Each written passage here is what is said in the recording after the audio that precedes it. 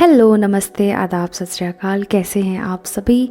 और मैं वापस आ गई हूँ एक और वीडियो लेकर। इस बार बहुत जल्दी आई हूँ तो और मैंने देखा मेरे पिछले वीडियो में काफ़ी व्यूज़ आए हैं। मतलब इतने ज़्यादा भी नहीं आए हैं, लेकिन मेरे लिए काफ़ी है। मैं बहुत खुश हुई जब मैंने उनको देखा और बहुत मोटिवेटेड फील हुआ मुझे कि हाँ, मुझे और वीडियोज़ बनानी है। तो आज मैं जैसे तैसे टाइम निकाल के इस वक्त दोबारा से वीडियोज़ बनाने के लिए बैठ गई हूँ। तो आज अगेन हमारे पास जो कार्ड्स है वो है pick a card. Current situation. आज हमारी रीडिंग जो होगी वो होगी करंट सिचुएशन, अभी क्या चल रहा है। नेक्स्ट मे बी 48 आवर्स के लिए हम इसको ले लेते हैं कि नेक्स्ट 48 आवर्स कैसे रहेंगे। अभी जिनके कांटेक्ट में ये रीडिंग आ जाती है, बहुत अच्छी बात है। अगर आप लेट भी इस वीडियो को देखते हैं, इसके अपलोड होने के में भी 1 साल 2 साल 5 महीने 6 महीने बाद भी, मतलब जब भी आप इस वीडियो को देखेंगे तो ये वीडियो जो है उसी वक्त के लिए भी आपके लिए एप्लीकेबल हो सकता है। क्योंकि टैरो में एक ये पॉजिटिव थिंग होती है कि आप जब भी उसको, अगर आप दोबारा भी देख रहे हैं ना, तो दोबारा भी वो चीज़ आपसे रेजोनेट हो सकती है। ये सिर्फ एनर्जी और सिचुएशन पे डिपेंड करता है। तो बिना इस इंट्रोडक्शन को लंबा खींचे मैं रीडिंग स्टार्ट करती हूँ। ये हमारी पाइल्स है। Pile number 1, believe in the impossible, that is blue moon. Second pile है हमारे पास, emotions are running high, that is super moon. और तीसरा पाइल है हमारे पास, show the world the real you, that is full moon in Aquarius.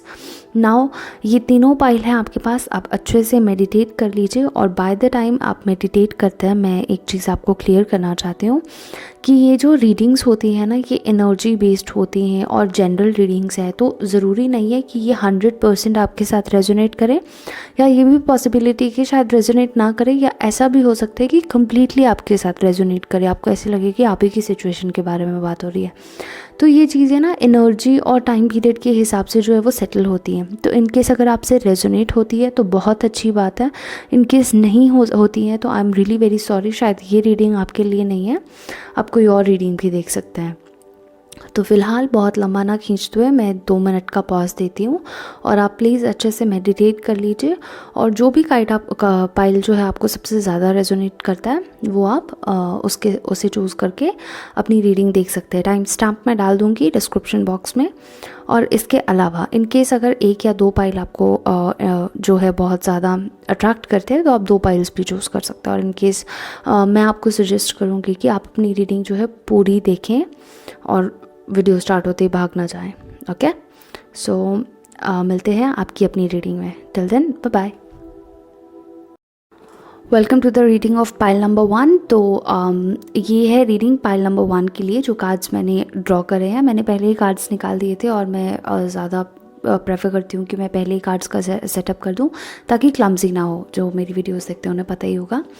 तो इसके अलावा कार्ड्स की रीडिंग स्टार्ट करते हैं, लेकिन कार्ड्स की रीडिंग स्टार्ट करने से पहले मैं एक चीज़ कहना चाहती हूँ कि कार्ड जो है वो स्प्रेड तो मैंने कर दिए हैं, लेकिन एक बहुत ना इमीडिएट एनर्जी जो हमें फील होती है कार्ड्स के थ्रू, वो मुझे ऐसे लगता है कि इस वक्त आपके रिलेशनशिप में ना ये एक मैच्योर काइंड ऑफ रिलेशनशिप मुझे लगता है कि ये वो बचकान वाला रिलेशनशिप नहीं है जहाँ वो लोग जा रहे हैं, कोई और मिल रहा है, थर्ड पार्टी की एंट्री हो रही है, ये हो रहा है, वो हो रहा है, झगड़े हो रहे हैं, मिसकम्युनिकेशन हो रहा है, ये हो रहा है। झगड़े हैं लेकिन वो किसी ऐसे पॉइंट्स पे हैं जो कि बहुत वैलिड पॉइंट्स है लाइफ के। तो मुझे वो लग रहा है शायद आप दोनों मैरिज करने के प्लान्स हों आपके, लेकिन शादी करने के लिए वो जो होता है ना कि एक पॉइंट आता है जहाँ पर आपको फाइनेंशियली स्टेबल होना होता है और करियर पे एक बेटर प्लेस पे होना होता है और फैमिलीज़ उसके बाद जाकर एक्सेप्ट करेंगी। तो वो सब चीज़ें हैं, वो सब चीज़ें मुझे एक तरह से दिखाई देती हैं।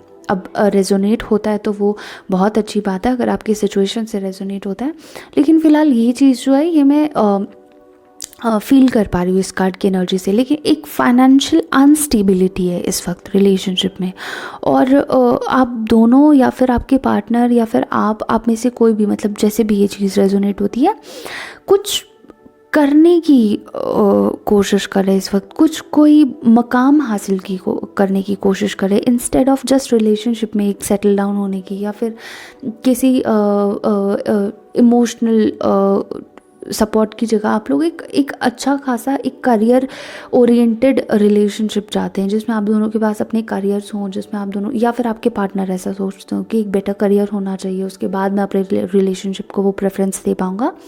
ये या पाऊँगी, ये मतलब इससे एक क्विक एनर्जी मुझे मिल रही है।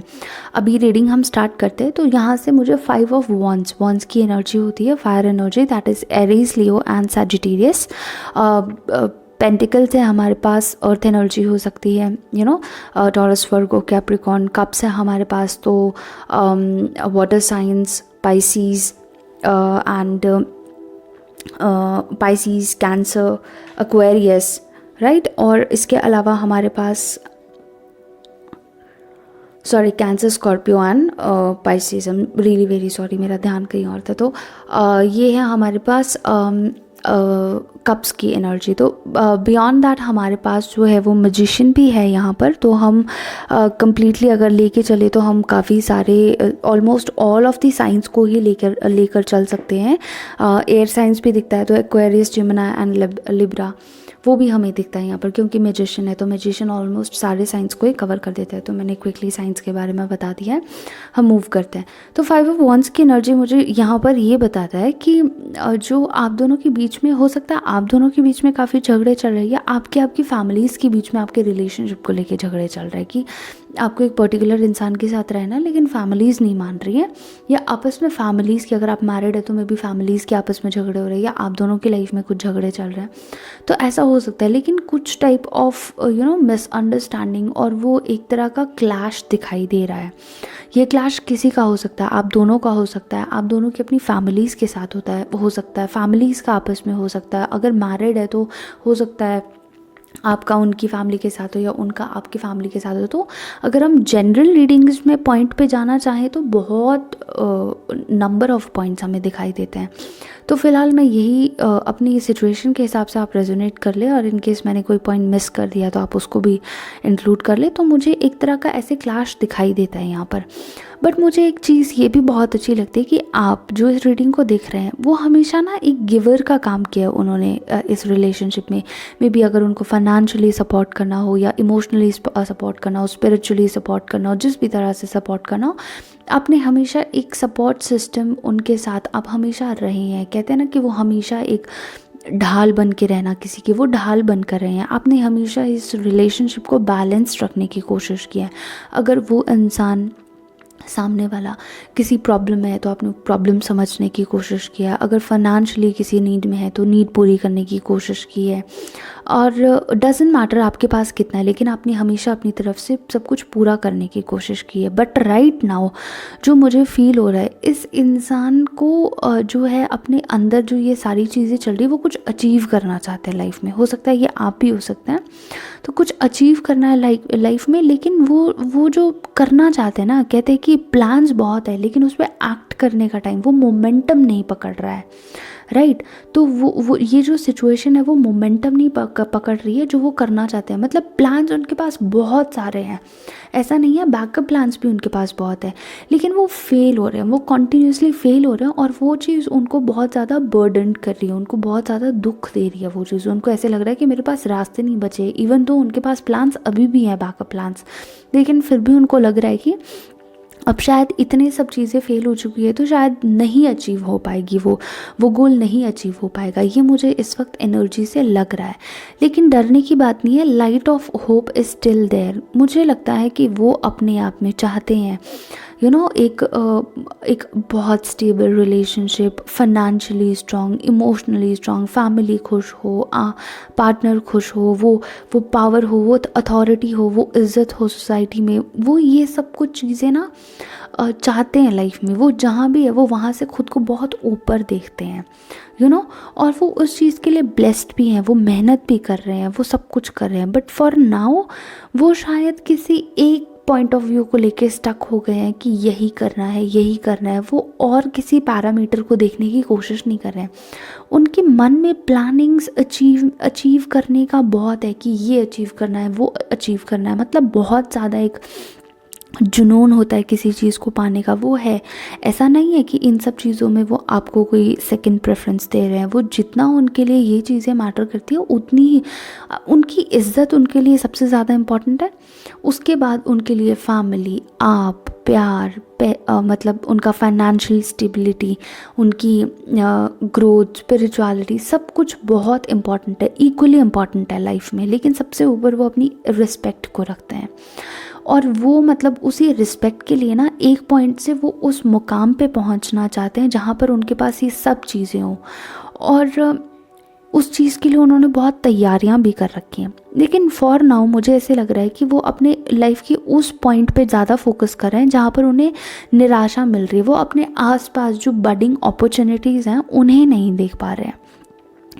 वो ये इस चीज़ पे ज़्यादा फोकस कर रहे हैं कि क्या लूज़ हो रहा है, क्या नहीं हो पा रहा है, इंस्टेड ऑफ इन चीज़ों पे फोकस करने से कि क्या हो सकता है, क्या और कौन से रास्ते हैं, कहाँ कहाँ पे वो उन चीज़ों को अचीव कर सकते हैं, या कौन कौन से और रास्ते निकल सकते हैं। उन पे फोकस करने की बजाय अभी फ़िलहाल ज़्यादा फोकस यहाँ हो रहा है कि मतलब कितना नेगेटिविटी, मतलब मैं एक तरह से कहना चाहूँगी कि वो नेगेटिविटी पे ज़्यादा फोकस दे रहे हैं इंस्टेड ऑफ पॉजिटिव होने में। उनका सारा ध्यान इस वक्त ये है कि करियर का क्या होगा, या मैंने ये प्लान सोचा है, ये प्लान एग्जीक्यूट नहीं हुआ तो क्या होगा, या इतने टाइम फ्रेम में मैंने ये सब कुछ नहीं किया तो क्या होगा। मतलब बहुत प्रेशर ले रहे हैं।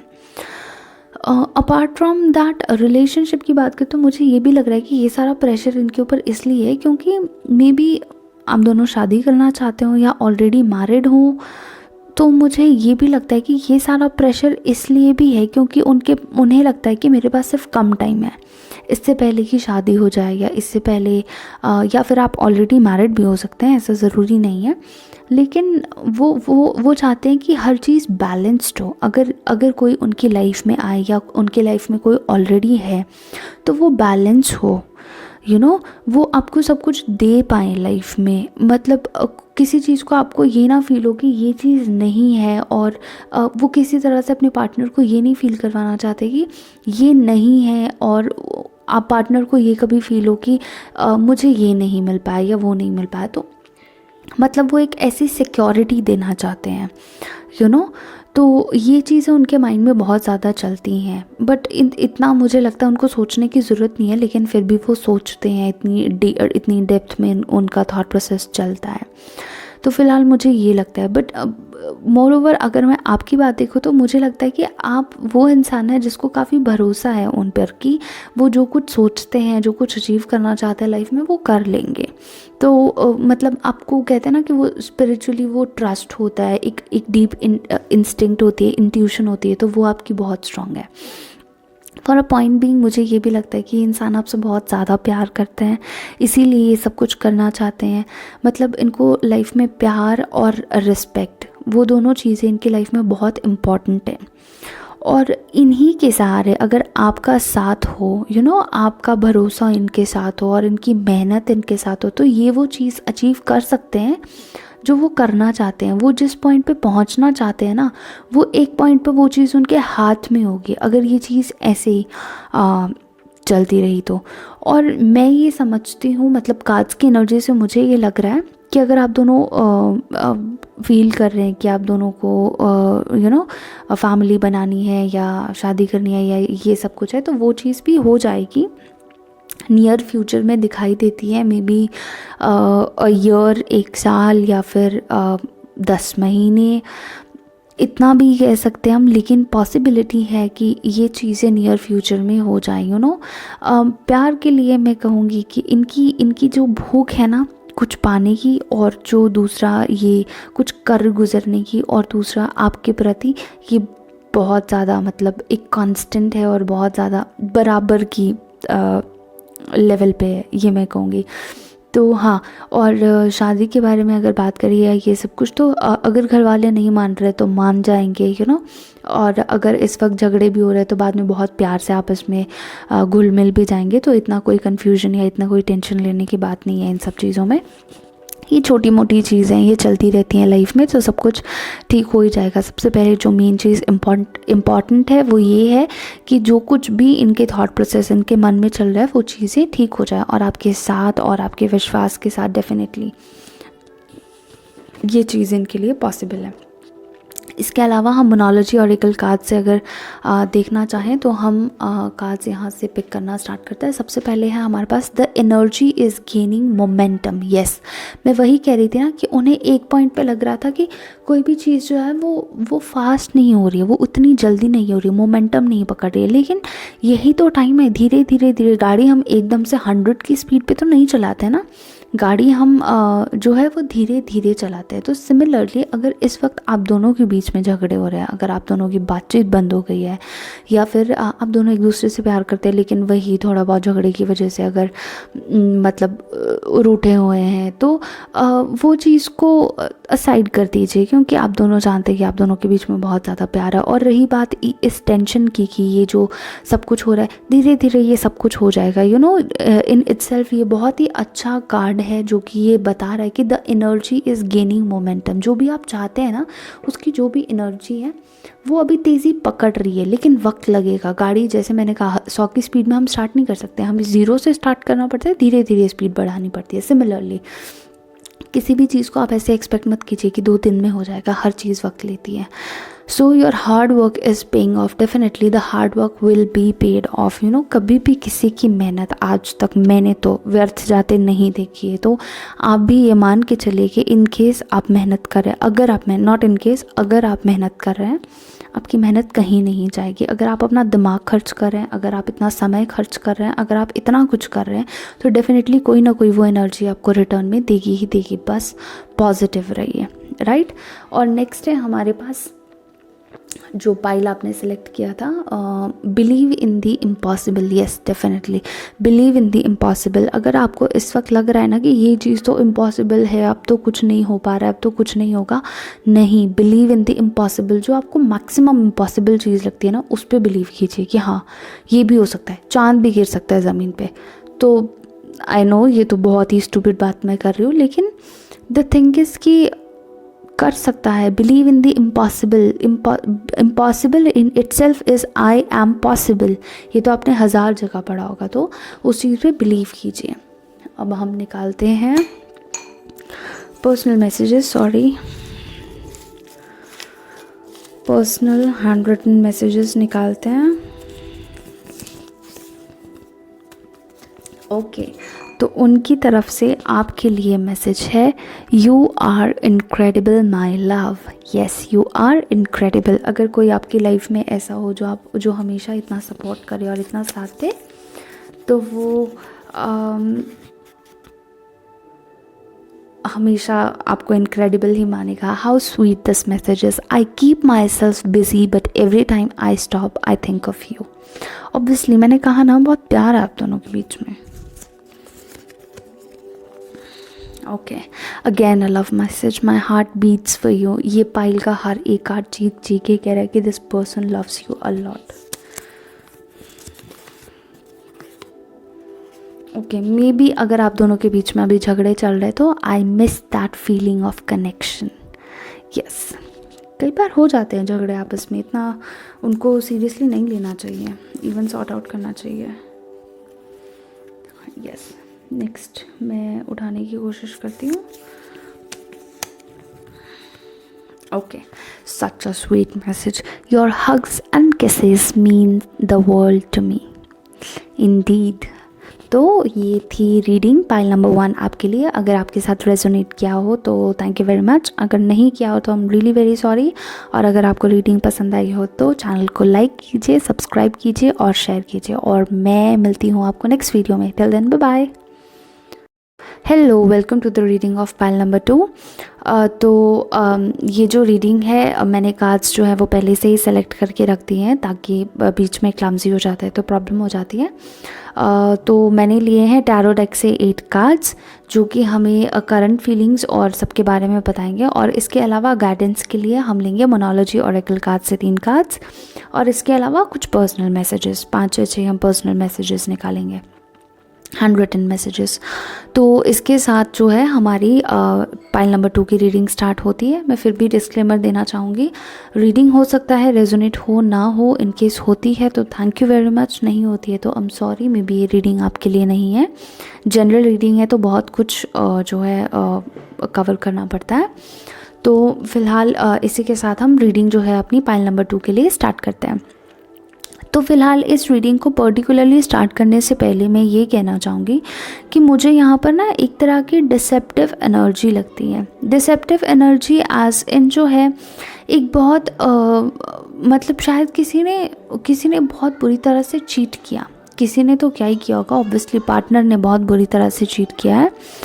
तो मतलब ये एनर्जी मुझे दिखाई देती है और इस चीज़ से मुझे ऐसे लगता है कि आप इतना डर गए हैं इस फीलिंग से और इस थॉट प्रोसेस ने आपको इतना डरा के रख दिया है कि शायद अब आपको डर लगता है किसी तीसरे को ट्रस्ट करने को, या फिर हो सकता है कि आपको डर लगता है। आई एम सॉरी, मुझे वीडियो बीच में पॉज करनी पड़ी, थोड़ा एंट्रेंस आ गया था बीच में।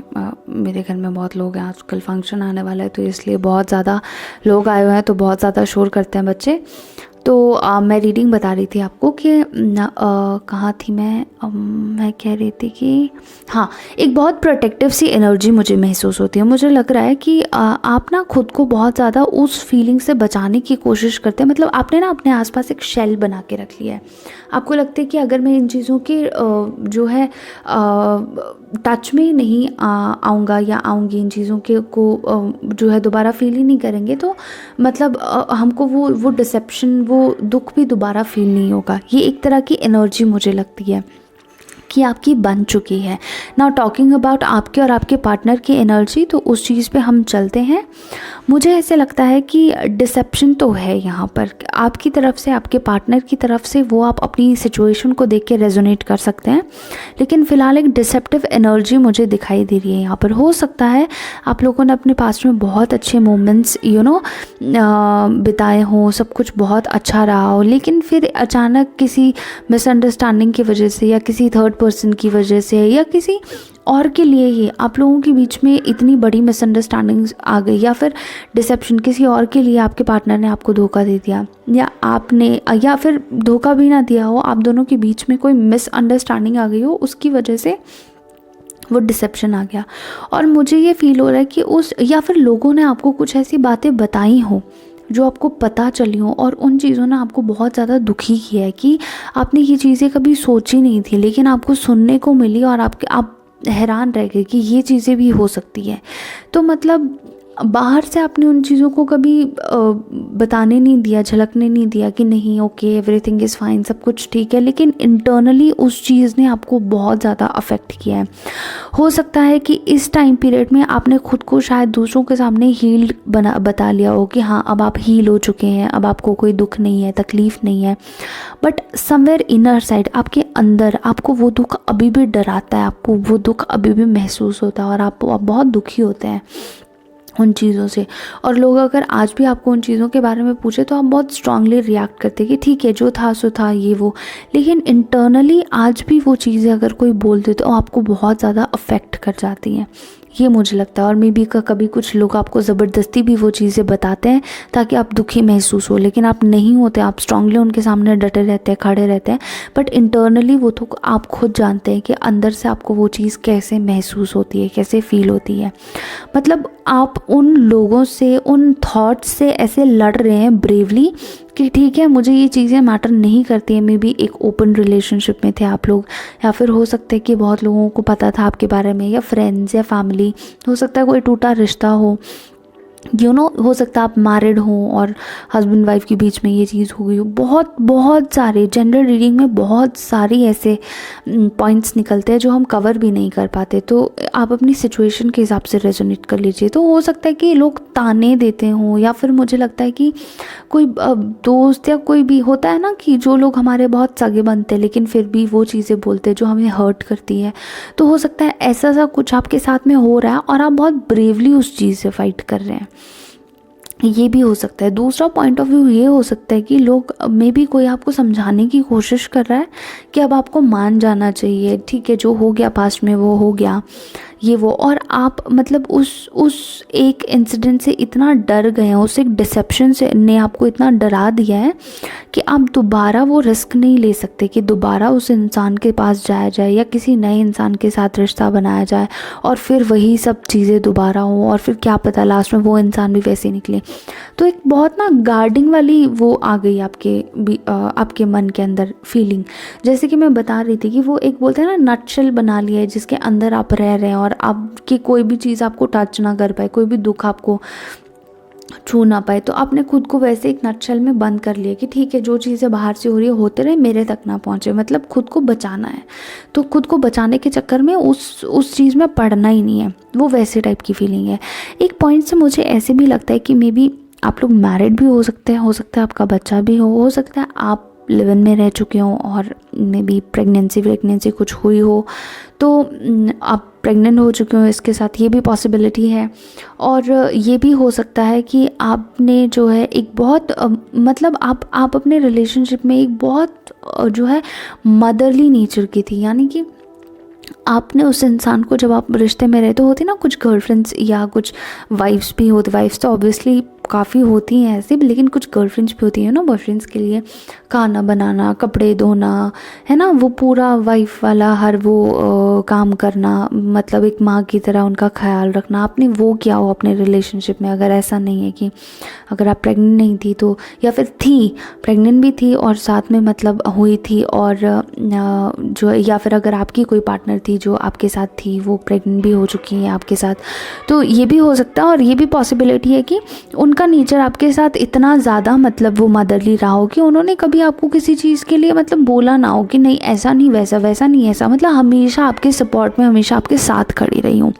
ये भी पॉसिबिलिटी मुझे दिखाई देती है। लेकिन वो चीज़ उस इंसान के एक डिसेप्शन की वजह से ख़राब हो गई है, ये चीज़ मुझे दिख रही है। बट कहीं ना कहीं ये सब चीज़ें उस इंसान को भी पता है कि उसने क्या कुछ करा है। अगर वो लड़की ने किया या लड़के ने किया, उन्हें भी पता है। ऐसा नहीं है कि वो सुनने वाली चीज़ें सिर्फ उन्हीं के साथ होती हैं, वो सुनने वाली आप ही के साथ होती है, वो सुनने वाली चीज़ें उनके साथ भी होती हैं। मे बी आप ही ने सुना हो जी भर के। तो मतलब उनके बैकग्राउंड में वो थॉट प्रोसेस है कि उन्होंने कहाँ गलत किया, कहाँ क्या हुआ, वो कितनी चीज़ें हुई, वो कहाँ कहाँ चीज़ों को ठीक कर सकते थे, वो सब कुछ है। लेकिन वो जो उनको लगता था ना कि ये चीज़ें मतलब आ रही हैं, एक पॉइंट पे उनको पता भी था कि शायद मेरे ये करने से ऐसा हो सकता है, उन्हें आउटकम भी पता था, लेकिन फिर भी उन्होंने उसकी केयर नहीं की। लेकिन अब इतने टाइम बाद उन सब चीज़ों के बारे में उनको एहसास हुआ है कि नहीं, वो सब जो चीज़ें जो उस वक्त मैं जिनके बारे में केयर फ्री था, मैंने नहीं सोचा कि हाँ ये सब कुछ हो रहा है तो मुझे कुछ स्टेप लेना चाहिए, या अगर कोई मिसअंडरस्टैंडिंग है तो उसको क्लियर करना चाहिए, या अगर मैं डिसेप्टिव हो रहा हूँ या हो रही हूँ तो मुझे उस चीज़ को नहीं करना चाहिए, वो सब उन्होंने नहीं सोचा उस वक्त। लेकिन अब वो चीज़ करने के लिए रेडी हैं। अब वो रेडी हो रहे हैं कि वो आपके पास वापस आना चाहते हैं, आपको मिस कर रहे हैं बहुत ज़्यादा। उनको वो सब चीज़ें उनके बैकग्राउंड में चलती रहती है कि कैसे वो रिलेशनशिप इतना हैप्पी रिलेशनशिप था, या कैसे आप इतने अच्छे इंसान थे, लविंग इंसान थे, है ना, हमेशा उनके साथ खड़े रहते थे। लेकिन वो चीज़ अब मिस हो रही है तो उनको वो सब चीज़ें याद आ रही है, वो उन सब चीज़ों को मिस कर रहे हैं, वो चाहते हैं वो चीज़ें अपनी ज़िंदगी में वापस। और ऐसा नहीं है कि इस बार सिर्फ आपसे चाहते हैं, इस बार खुद भी उनके लिए एफ़र्ट्स करना चाहते हैं, राइट। तो मतलब ऐसे लग रहा है कि वो जो एक आपने एक गार्डिंग एनर्जी बना के रखी है अपने आसपास, तो वो भी उन सब चीज़ों से गुजरे हो। मतलब उनको भी लगा हो कि पता नहीं वापस जाना चाहिए या नहीं जाना चाहिए, या आप उनको एक्सेप्ट करेंगे या नहीं करेंगे। मतलब न्यूमरस थॉट्स उनके मन में भी चल रहे हैं। कहीं ना कहीं उनको लगता भी है कि अगर चाहेंगे तो बात बन जाएगी, शायद आप मान जाएंगे। लेकिन कहीं ना कहीं उनको डर भी है, क्योंकि चोट सिर्फ आपने नहीं खाई है, आपके जाने के बाद चोट उन्होंने भी खाई है। दूरी का दुख उन्होंने भी सहा है, तो वो भी इक्वली मतलब परेशान है। लेकिन जस्ट बिकॉज गलती किसी एक की है उसकी वजह से ऑब्वियसली दोनों को भुगतना पड़ता है। तो वो चीज़ मुझे फील हो रही है। मुझे लगता है कि अभी भी आपके मन में कहीं ना कहीं उनके लिए फीलिंग्स हैं, बेशक हो सकता है कि कहते हैं ना कि दिल के एक कोने में ताला मार के रख दिया और दोबारा उस तरफ देखना नहीं है, वैसे टाइप की फीलिंग होगी, लेकिन है ज़रूर। मुझे लगता है कि ये इंसान अपनी रिलेशनशिप में ना बहुत डिसेप्टिव रहे हैं, मे बी डिसेप्टिव रहे या केयर फ्री रहे। उन्होंने कभी कमिटमेंट देने की कोशिश नहीं की, कभी वो सीरियसनेस दिखाने की कोशिश नहीं की। उन्होंने हमेशा आपको ग्रांटेड लिया, ये भी मैं कह सकती हूँ कि वो ग्रांटेड लिया हमेशा कि हाँ ठीक है तो है, कोई बात नहीं है, इट्स ओके। मतलब आप वो ब्लेसिंग थी उनके लाइफ में, लेकिन उन्होंने उस ब्लेसिंग को ब्लेसिंग नहीं माना। उन्होंने सोचा हाँ है तो है, this is something which is with me, जो कि मेरे पास है। तो कभी उन्होंने माना नहीं। मतलब उनके मन में बहुत सी ऐसी चीज़ें थी जो वो आपसे कह सकते थे, कहना चाहते भी थे, लेकिन कभी कही नहीं है। लेकिन अब उन्होंने अपने उस थॉट प्रोसेस को वो बंद, मतलब जो उनके दिल में बातें थी उन्होंने खोल दी वो मुट्ठी। वो अब वो सारी चीज़ें कहना चाहते हैं आपको, वो एफ़र्ट्स करना चाहते हैं। मे बी वो जिस डर के साथ इस वक्त रह रहे हैं कि पता नहीं आप उनको एक्सेप्ट करेंगे या नहीं करेंगे, ये आपको खोने का डर इतना ओवर पावर कर देगा कि फाइनली वो पूरी हिम्मत जुटा के उन सब चोटों को अपने दिल में छुपा के, मतलब जो आपसे दूर होके उन्होंने खाई है या उनको दुख हुआ है, उन सबको पीछे छोड़ के वो एक बार उस फीलिंग के लिए वापस आए जो उनको लगता है कि अभी भी आपके दिल में है, कहीं ना कहीं है। तो मे बी उनको इस वक्त लग रहा है कि कोई चांस नहीं है, लेकिन फिर भी एक ट्राई तो बनता है बॉस। वो वाली फीलिंग मुझे लग रही है कि हाँ अभी चांस तो बिल्कुल भी नहीं है कि वो मेरे को दोबारा एक्सेप्ट करेगा या करेगी, लेकिन एक बार अपनी फीलिंग्स को बताने का चांस तो लेना ही पड़ेगा। मतलब वो इस बार खुद को बहुत वो मेहनत करके और वो चीज़ करके आ रहे हैं। और कहीं ना कहीं मुझे ऐसे लगता है कि अगर वो इतने कंपैशन और इतने पैशन के साथ वापस आएंगे तो डेफिनेटली आप उनको माफ़ कर भी देंगे, और वो एक रिलेशनशिप जो आप हमेशा उनसे चाहते थे कि वो आपको प्यार दें, आपको आपका साथ दें, सपोर्ट, कंपैशन, लव, मतलब जो चीज़ें भी एक लड़की या एक लड़का एक्सपेक्ट कर सकता है अपने रिलेशनशिप में, वो हर चीज़ हो। और वो सब चीज़ करने के लिए रेडी भी हैं, और उनको पता भी है कि मुझे क्या करना है। अब ऐसा नहीं है कि आपको बताना पड़ेगा कि भाई ये करो मेरे लिए, अब वो करो मेरे लिए, नहीं, वो सब चीज़ें आपको करने की ज़रूरत नहीं पड़ेगी, क्योंकि वो खुद से अब उनको अक्ल आ गई है, तो वो चीज़ करेंगे। मुझे लगता नहीं है वैसे कोई बहुत मेजर कोई थर्ड पार्टी इशू भी रह चुका है। मे बी कोई अगर साइड वाइज अगर कोई रही होगी या रहा होगा तो ऐसी पॉसिबिलिटी है, पर ऐसा कुछ नहीं कि वो बहुत सीरियस थे उनके लिए। मानते वो आपको यह सब कुछ अपना सोलमेट मानते हैं। एक तरह से अगर मैं देखूँ तो मुझे सोलमेट ही लग रहा है, आप दोनों सोलमेट मानते हैं। लेकिन हाँ, वो बीच में एक आधा भटकाऊ सिस्टम हो जाता है, तो मुझे लगता है कि ये वो सिस्टम था जो हुआ था। इसके अलावा हम चलते हैं हमारे मोनोलॉजी ऑरेकल कार्ड्स की तरफ जो है गाइडेंस के लिए। तो फ़िलहाल जो मैं देख पा रही हूँ, nothing will come of this situation. मुझे लगता है कि ये जो गाइडेंस है आपके लिए, ये मुझे आपकी इस सिचुएशन और उनकी इस सिचुएशन के बेस पे लगता है कि आप लोगों ने जो एक दूसरे के मन में ये वॉइड ऑफ कोर्स मून, ये जो वॉइड बना के रखा है ना कि नहीं ये चीज़ नहीं होगा। ऑब्वियसली ये खालीपन ही है दिल का, और क्या है, वो जो बना कर रखा हुआ है, इस वॉइड की रिक्वायरमेंट नहीं है। अगर वो एक स्टेप लेते हैं तो मे बी मुझे लगता है आपको भी एक मौका देना चाहिए। वो उस चीज़ को आप अपने शेल में वैसे ही रहिए, लेकिन बाहर से देखिए कि इंसान में कितना बदलाव आया है, तो nothing will come of this situation. अगर आप हमेशा खुद को एक ऐसे नटशेल में बंद करके रखेंगे जहाँ पर आपको लगता है कि ठीक है इस चीज़ को फील ही मत करो और फिर हम सेफ रहेंगे, तो ये पॉसिबल नहीं है boss. You have to get out of this nutshell. इस नटशेल से बाहर निकलना पड़ेगा और बाहर की रियलिटी को फेस करना ही पड़ेगा और देखना पड़ेगा कि क्या रियलिटी है और क्या फेक है, और क्या चीज़ें बेटर हो सकती हैं और क्या चीज़ें कभी बेटर नहीं हो सकती हैं। तो उस चीज़ से बाहर निकलिए, रिस्क लीजिए। नेक्स्ट कार्ड हमें कहता है work through your fears. Absolutely अपनी जो फियर्स है, जो डर है आपको, ये कार्ड हमसे कह रहा है वर्क थ्रू योर फियर्स। वो जो डर आपको था आपके मन में है ना, उस चीज़ को ओवर पावर करने की कोशिश कीजिए, उस चीज़ को कॉन्कर करिए। इस नटशेल से आप बाहर तभी निकल सकते हैं। Nothing will come out of this situation, work through your fears, यानी कि इस सिचुएशन से आप तभी बाहर निकल सकते हैं जब आप अपने डर पे काबू पाएंगे। वो जो डर आपने अपने मन में बना रखा है ना कि दोबारा इन सब चीज़ों में नहीं पड़ना है वरना दोबारा दिल टूटेगा, वही दुख होगा, इस चीज़ से बाहर निकलिए। अगर एक बार आपने इस चीज़ को बेयर कर लिया ना तो आप बहुत स्ट्रांग है, आप दोबारा भी कर सकते हैं, तो इतना डरना नहीं है। किसी भी सिचुएशन को खुद पे ओवर पावर होने मत दीजिए, उस चीज़ से लड़ना सीखिए। और जहाँ तक मुझे लगता है कि अगर आपने इतना सब कुछ झेल लिया है तो आप बहुत स्ट्रांग हैं, आप बहुत कुछ झेल सकते हैं। इमोशंस आर रनिंग हाई, मैं मानती हूँ कि आपके इमोशंस इस वक्त बहुत ज़्यादा हाई चल रहे होंगे। आपको लग रहा होगा कि हाँ, कहना बहुत आसान है कि हाँ एक बार अपना नटशेल तोड़ दो, एक बार उन सब चीज़ों से बाहर निकल जाओ, बट ये रियलिटी में इस हद तक पॉसिबल नहीं है। इतना पॉसिबल नहीं होता है कि नटशेल तोड़ दो और वो चीज़ें दोबारा फेस करो और जिस इंसान ने आपको डिसीव किया है उस इंसान की बात मान लो। But believe me, every person deserves a second chance. Everyone deserves a second chance. Second chance is a must. और कुछ नहीं तो सामने वाले को टेस्ट करने के लिए ही जो है एक सेकंड चांस दे के देख लो। तो emotions are running high. Super moon, अगर सच में आपके इमोशंस बहुत हाई रन कर रहे हैं तो काम हो जाइए, परेशान मत होइए, जो जैसे चल रहा है उसे वैसे चलने दीजिए, लेकिन खुद में वो पॉजिटिविटी लाने की कोशिश कीजिए। इतना रिजिड मत होइए किसी भी चीज़ को लेकर। पर्सनल मैसेजेस लेते हैं, सॉरी पहले भी बचा था ये। पर्सनल मैसेजेस लेते हैं। ये मैसेजेस अगर आपके पार्टनर आपको मैसेज भेजना चाहें या वो आपसे क्या कहना चाहते हैं। ओके, आई एम सॉरी, मैं कार्ड निकालने की कोशिश करती हूँ और ये मैंने पहली चिट निकाल दी है। Oh, how sweet it is. It says, it's difficult for me to imagine the rest of my life without you. उनके लिए अपनी बाकी की ज़िंदगी आपके बिना इमेजिन करना बहुत ज़्यादा मुश्किल है, ये वो आपसे कहना चाहते हैं। उप्स, 2 कार्ड्स आ गया मेरे पास।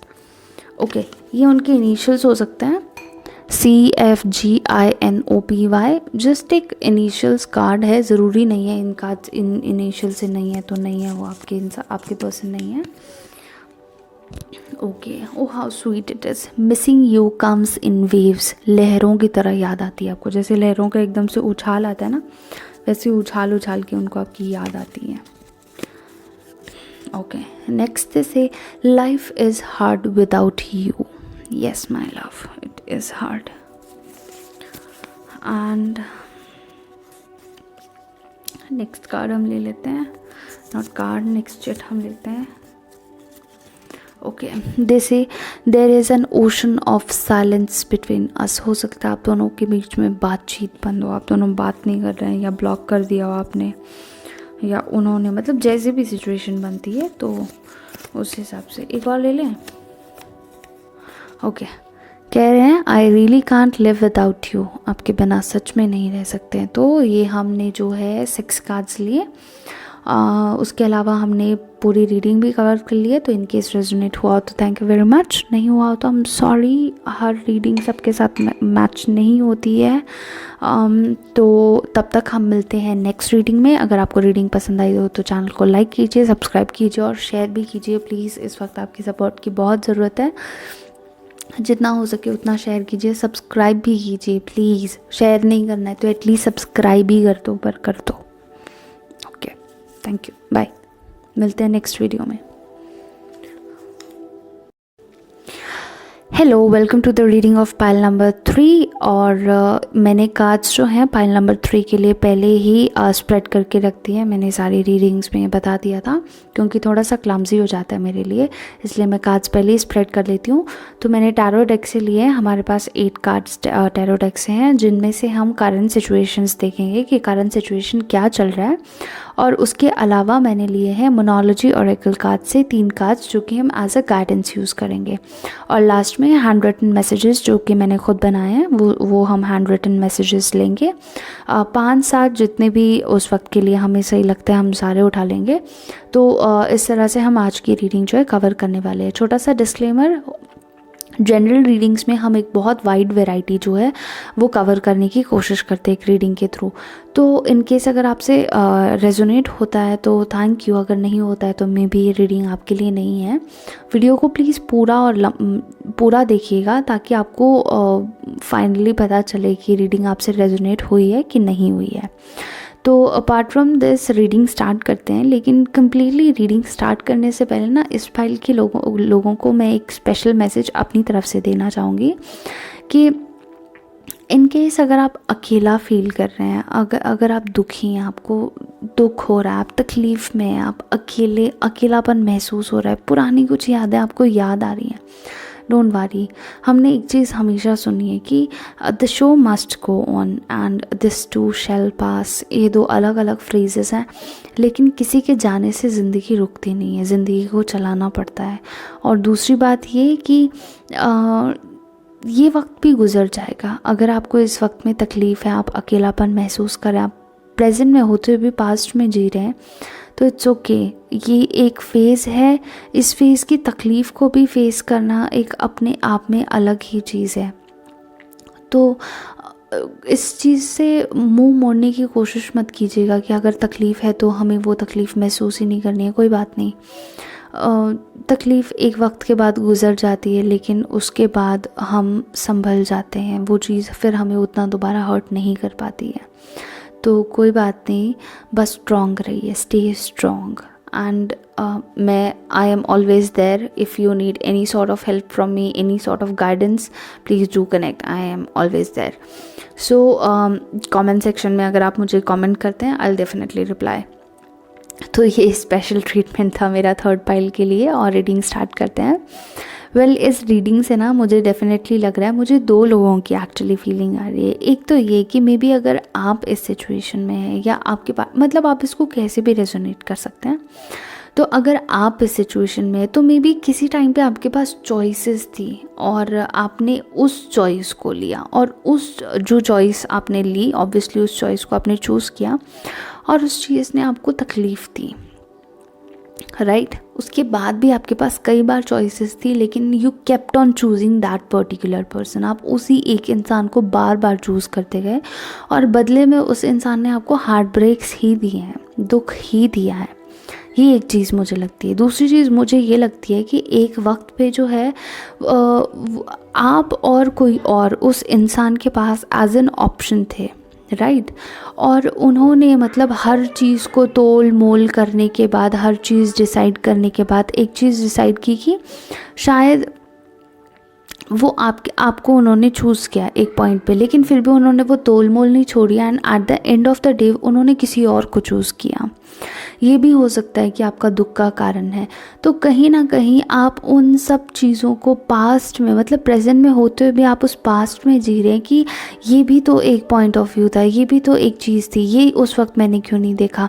या कुछ हैप्पी मोमेंट्स को आप अपनी पुरानी याद करते हैं, या फिर आपने उन यादों को संभाल के रखा है। आप पिक्चर्स देखते हैं, आप वो गाने सुनते हैं जिनसे आपको उनकी याद आती है, मतलब आप उस इंसान को बहुत मिस करती, इवन उस इंसान ने आपको बहुत दुख दिया है। तो मुझे ऐसे लगता है कि आपका बहुत प्यार था उस इंसान के साथ, इसीलिए मतलब आपकी लाइफ में ऑप्शंस होते हुए भी आपने हमेशा उसी इंसान को चूज़ किया, बाकी सब छोड़ दिया और हमेशा उसी इंसान को चूज़ किया।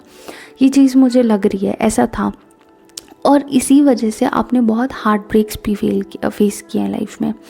हो सकता है उस इंसान की तरफ से किसी थर्ड पार्टी का इन्वॉल्वमेंट था। अब ऑप्शंस आपके पास भी बहुत थी, मुझे ऐसे लगता है, लेकिन उसकी तरफ से भी किसी थर्ड पार्टी का इन्वॉल्वमेंट था। वो मुझे ना एक सेल्फिश काइंड ऑफ जो है एनर्जी यहाँ पर फील हो रही है कि वो इंसान काफ़ी सेल्फिश रह चुका है। उसने हमेशा अपनी ज़्यादा परवाह की है कि आउट ऑफ दिस सिचुएशन मुझे क्या यहाँ पर बेटर मिल रहा है, मेरा क्या फ़ायदा हो रहा है। ऐसी सी एक एनर्जी मुझे उस इंसान की तरफ से दिखाई देती है इस रीडिंग में। और ऑब्वियसली जब उसने अपना फ़ायदा दिखाया तो आपका दिल तोड़ने से पहले एक बार भी नहीं सोचा, मतलब डायरेक्ट खाच खाच खाच करके, जैसे दिल में तलवार घुसे हुए हैं वैसे आपकी फीलिंग्स को तार तार कर दिया, बिना सोचे समझे, मतलब सीधा वो कर दिया। और मुझे ऐसे लगता है कि आपने इस इंसान से बहुत ज़्यादा प्यार किया, सिर्फ उस इंसान से नहीं, आप वैसे भी ऐसे इंसान हैं जिसमें बहुत प्यार है। आप माफ़ करना जानते हैं, आप सेल्फिश नहीं है। उस इंसान में सेल्फिशनेस हो सकती है, मुझे आप में सेल्फिशनेस नहीं दिखाई दे रही। और इन केस अगर वाइस वर्सा आप लोगों की सिचुएशन है तो आप उस तरीके से सेटल डाउन कर सकते हैं। लेकिन मुझे ये लगता है कि आपने हमेशा उस चीज़ को ना एक बहुत प्रेशियस चीज़ मानी है कि ये चीज़ अगर मुझे मिली है तो ये बहुत प्रेशियस है। लेकिन ये चीज़ उस इंसान ने वैसे नहीं मानी है। उस इंसान ने हमेशा इस चीज़ को ना एज अ बोलते हैं ना कि बहुत फॉर ग्रांटेड लिया हमेशा। अगर आपने उनको वैल्यूएबल माना है, उन्होंने आपको उतना ही नॉर्मल माना है कि ओके फाइन इट्स नॉर्मल, ये मेरी लाइफ में है तो ठीक है, ये नॉर्मल है, मतलब बहुत है, बहुत में से ये भी है तो इट्स फाइन, मतलब ऐसी सी कोई कुछ एनर्जी रही है, जिसे कहते हैं ना फॉर ग्रांटेड लिया हमेशा। आपने उनको बहुत प्रेशियस समझा लेकिन उन्होंने हमेशा फॉर ग्रांटेड लिया है।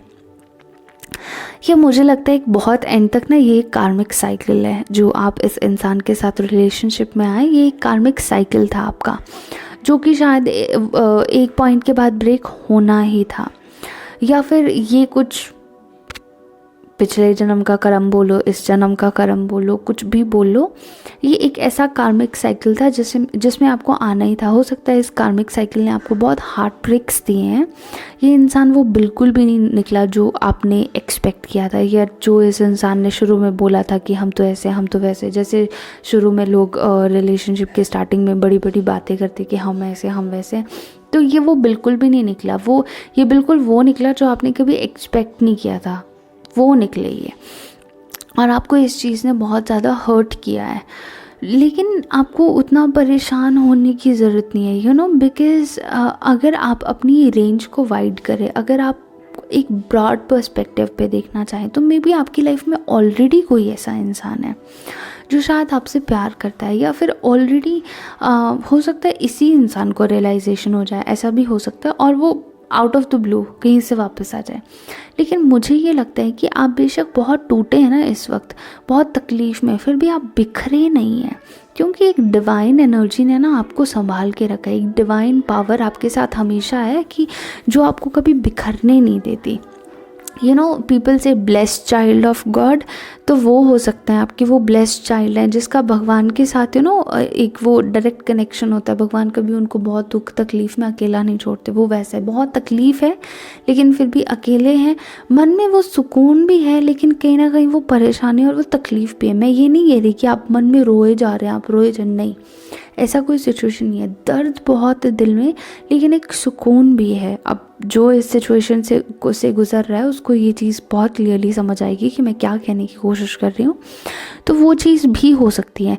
तो आप परेशान मत होइए कि वो इंसान अगर मेरी ज़िंदगी से चला गया तो अब क्या होगा, कोई मुझे प्यार करने वाला होगा भी नहीं, क्योंकि गॉड ने आपके लिए कोई ऐसा असाइन करके रखा हुआ है जो सिर्फ आपका है, और वो एज अ गिफ्ट गॉड का आपको मिलेगा। और कहते हैं ना कि अगर आपके पास अपने गुण हैं, आप खुद में क्वीन हैं, तो वो भी किसी किंग से कम नहीं होगा। मैं ये कहूँगी, you know, loyalty, passion, love, हर चीज़ उस रिलेशनशिप में मुझे भरपूर दिखाई दे रहा है। यू नो, केयरिंग और passion, love, growth. You know, love is not just about loving other person, it's about growing with that person. तो वो ग्रोथ मुझे दिखाई देती है। एंड स्पेशली वो इंसान, अगर आपकी लाइफ में ऑलरेडी कोई ऐसा इंसान है तो उसे समझने की कोशिश कीजिए कि कहीं वही तो नहीं है, और अगर नहीं है तो मे बी आने वाला है जल्द। उस इंसान का वेट करना छोड़ दीजिए जो चला गया, मे बी वो वापस भी आ जाए किसी पॉइंट पे, लेकिन क्या फ़ायदा, जो एक बार आया उसने दोबारा चीट किया, तो दूसरी बार आया दोबारा चीट किया, तीसरी बार आया दोबारा चीट किया, तो क्या पता वो चौथी बार भी चीट ही करने आए। जिसने हमेशा फॉर ग्रांटेड लिया है, ऐसे इंसान के लिए खुद को दुखी करके कोई फ़ायदा नहीं है। यू नो, इनकेस वापस भी आ जाए तो let it go this time. और क्या पता आपकी लाइफ में कोई ऐसा इंसान आ जाए जो आपको प्रेशियस माने, जो सिर्फ कहे नहीं कि आप प्रेशियस है, जिसको पता हो कि हाँ आप प्रेशियस है और आपको वैसे ही रखना है। यू नो, वो आपको अपनी जिम्मेदारी माने, आपको अपना माने। यू नो, तो जो आप हैं, आप जिस तरह के इंसान हैं, आप डिज़र्व भी वैसा ही इंसान करते हैं। तो इंस्टेड किसी ऐसे के लिए रोना जिसको आपकी कदर नहीं है या जो आपको फॉर ग्रांटेड ले, उससे बेटर है कि आप किसी ऐसे के साथ रहें जिसको एटलीस्ट आपकी वैल्यू हो। फिर क्यों ना आपको ऐसे इंसान के लिए इंतज़ार ही क्यों ना करना पड़े। I think waiting is not very tough task. मतलब ठीक है, अपनी नॉर्मल लाइफ में चलते रहिए, और जहाँ पर आपको लगेगा कि हाँ ये वो पॉइंट है जहाँ पर, और आपको आपकी इंट्यूशन, सेल्फ इंट्यूशन आपको गाइड कर देगी। यू नो, ये डेस्टिनी है, डेस्टिनी को कोई चेंज नहीं कर सकता। यू नो, तो मेरे हिसाब से आपको वेट करना चाहिए। ठीक है, कुछ टाइम के लिए उदासी है तो कोई बात नहीं, बहुत सारी खुशियाँ आने से पहले थोड़ी सी उदासी झेल लेनी चाहिए। तो देखिए मतलब मुझे कई बार हैरानी होती है कि कितनी अच्छी गाइडेंस हमें कई बार मिल जाती है। तो साउथ नोड का ये कार्ड है जो हमें कहता है कि don't let your past hold you back. अगर आपको लगता है कि ऑलरेडी आपकी लाइफ में कोई ऐसा है जो आपसे सच में ऐसा प्यार करता है, लेकिन आप सिर्फ आप खुद को होल्ड बैक कर रहे हैं, आप पीछे हट रहे हैं सिर्फ इसी वजह से कि क्या पता वो इंसान वापस आ जाए, क्या पता मुझे दोबारा वैसे ही दुख देखने को मिले, या हो सकता है आपको ये फीलिंग आ रही हो इस वक्त की नहीं मैं रेडी नहीं हूँ, it's okay, take your time. लेकिन अपने पास्ट की वजह से खुद को होल्ड बैक मत कीजिए, खुद को पीछे मत कीजिए वो किसी ऐसे इंसान की वजह से जो आपके साथ है भी नहीं पूरी तरह से। You know your commitment is being tested. हो सकता है कि ये टाइम पीरियड सिर्फ आपको टेस्ट करने के लिए है। यू नो कि आप हर इंसान को किसी ना किसी तरह का टेस्ट अपनी लाइफ में देना ही पड़ता है। मे बी आप में ये टेस्टिंग पेशेंस है कि आप स्पिरिचुअली या इमोशनली कितने स्ट्रांग हैं, और क्या पता ये चीज़ सिर्फ आपको स्ट्रांग बनाने के लिए है। आप स्ट्रांग हैं तो और ज़्यादा बन जाइए, कोई बात नहीं, लेकिन बस अपने पास्ट की वजह से खुद को रोकिए मत, पीछे मत हटिए। अगर इन केस रियली आपकी लाइफ में कोई ऐसा है जिसे आप जानते हैं और आपको लगता है कि ये इंसान बहुत इम्पॉर्टेंट है आपकी लाइफ में, तो go for it instead of रुकने की जगह पीछे। और उसके बाद है show the world the real you. Obviously किसी एक इंसान की वजह से खुद को दबाइए मत। Show the world the real you, the real queen that you are, you know, और the real king that you are. If you are a king you deserve a queen, if you are a queen you deserve a king, और if you are a king you deserve a king, और if you are a queen you deserve a queen. Love has no barrier obviously. तो मैं ये कहना चाहती हूँ all in all कि अपनी रियल पावर को निकालिए, अपने पास्ट से खुद को होल्ड बैक मत कीजिए, चुपचाप से चुप्पी मार के बैठ मत जाइए कि अच्छा ये हो गया अब हमारी ज़िंदगी में, हम तो बर्बाद हो गए। ये चीज़ मत करिए। यू नो अपने पास्ट से होल्ड बैक मत होइए।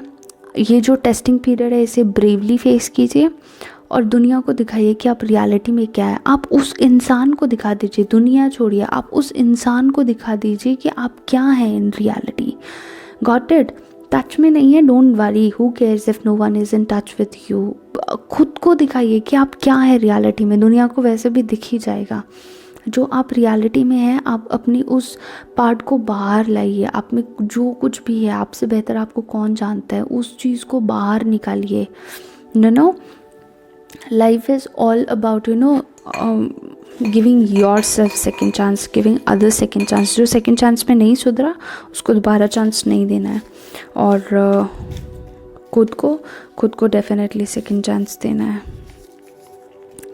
तो हम देखते हैं कि आपके लिए क्या मैसेजेस है। आपके लिए मैसेजेस देखते हैं हम, पर्सनल मैसेजेस क्या आते हैं। मे बी कहीं ना कहीं इस इंसान को भी रियलाइज़ होने लगा है कि life is hard without you. Indeed it is, it will be, क्योंकि missing a girl someone like you will make the life hard. Alright, और नेक्स्ट हम देखते हैं क्या मिलता है हमें इस इंसान की वजह से। There is an ocean of silence between us. Maybe आप शायद इनसे बात नहीं करती हैं या बात नहीं करते हैं, कीजिए भी मत। Okay, it's difficult for me to spend the rest of my life without you. Maybe ये आपकी फीलिंग हो सकती है कि आपको लगता है कि इस इंसान के बिना आपकी ज़िंदगी बिताना मुश्किल है, और मे बी इस इंसान को भी कहीं ना कहीं बीच बीच में ये वेव ऑफ इमोशंस आते हो कि हाँ I can't live my life without you, इसलिए वो वापस आ जाता है। तो don't let it over power you. Okay, and what could be the message from your future partner. May be जो आपकी फ्यूचर पार्टनर है ना वो कहीं ना कहीं आपके पास्ट से ही है। तो ऐसा भी हो सकता है, I remember the memories of each moment we have spend together. Maybe they also miss you. ऐसा भी हो सकता है, ऐसा एक पॉइंट मुझे लग रहा है। Okay, missing you comes in waves. हम टेलिंग यू ना, इस इंसान को कहीं ऐसे वेवफुल एनर्जी याद आती होगी कि वो भी थी मेरी ज़िंदगी में, तभी वो बार बार वापस आ जाते हैं आपके पास। ओके, एक लास्ट और मैसेज निकाल के देखें। मैं थोड़ा और शफल करते हैं और लास्ट मैसेज मैं निकाल के देखती हूँ। Okay, this would be the last message. Okay, ठीक है, इनके नाम के इनिशियल्स हो सकते हैं। मैं इसको एज अ पर्सन जो शायद ऑलरेडी आपकी लाइफ में कहीं पास्ट में थे या अभी भी हैं या आने वाले हैं, मैं भी उनके इनिशियल्स मान सकती हूँ। तो it could be ABMJTVR, this could be the initials. तो तब तक के लिए अगर आपको रीडिंग पसंद आई है तो थैंक यू वेरी मच। अगर नहीं रेजोनेट हुई है तो आई एम सॉरी, और पसंद आई है तो ऑब्वियसली लाइक कीजिए, सब्सक्राइब कीजिए, शेयर कीजिए, और मिलते हैं नेक्स्ट रीडिंग में। Till then bye bye, take care of yourself, love and light to you.